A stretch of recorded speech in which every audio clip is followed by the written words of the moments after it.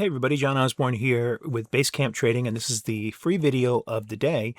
Today we're looking at AT&T. The ticker is T.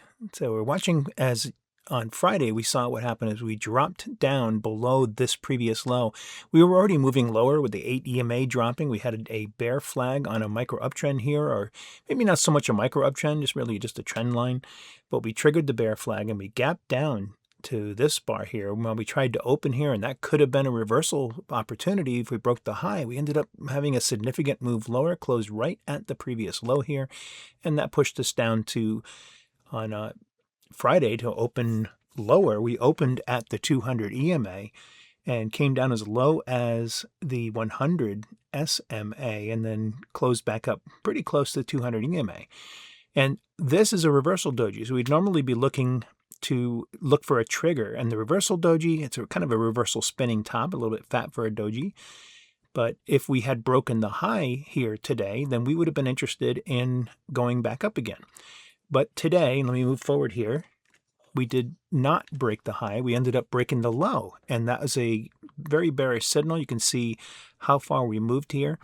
And what's interesting about this move is that even though we're hitting some extremes here on some of our indicators, the next price pivot isn't until we come all the way down to 22.95.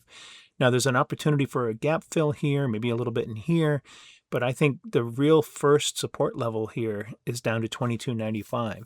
Now, what's happening all this move here? Well, first of all, with the more beneficial news coming out of the Middle East, arguably beneficial, the market is generally moving away from more defensive stocks like AT&T that pays a dividend and is pretty consistent. It's moving towards more risky stocks where they can get more move. But one of the problems we have here is that AT&T got a downgrade on April 8th. So if we look where April 8th is, it was downgraded for a number of different reasons, but it has to do with its competition and the momentum they're losing on their fiber and broadband momentum. They're also losing out some of their motivation or some of their incentives from T-Mobile. T-Mobile's outperforming them. And so there was a lot of opportunity to go lower here. Plus, on the 10th, the quarterly dividend was paid out, which effectively drops the price some more. And AT&T has a pretty good dividend, over 4% in a year. So that's a pretty good reason to pull back even further. That's what caused this move on Friday. And then today, because we broke this low, we really pushed lower. So how do you trade this? Well, you could short it, but a lot of people don't want to short, and there's reasons why you wouldn't. But you could buy a put and ride the put down. And that's where the opportunity could have been today, pushing this lower. And this could continue. Now, it's a pretty strong move down. We're at lows of the day just about here. And right now it's at 2:30 or so on Monday afternoon. Could we come all the way down here? Absolutely, down to 22.95. Will it? Well, that's to be seen. We're aggressively moving lower at this point. It'll be interesting to see where it closes today. But we are we're at the bottom price of the day right now as we're pushing lower at 25.59. And if it does continue, this would be a logical place for it to end up. But something's slowing it a little bit. Once we get to minus 25, which is where all these colorful dots down here are, that's at minus 25 on MQ Super Momentum. We're just about there with minus 23. We've got a little more room there, but more troublesome is we've got red showing up on value charts down here. Red at the bottom is an indication, and that means there's a greater than 90% chance that it's not going to keep going lower.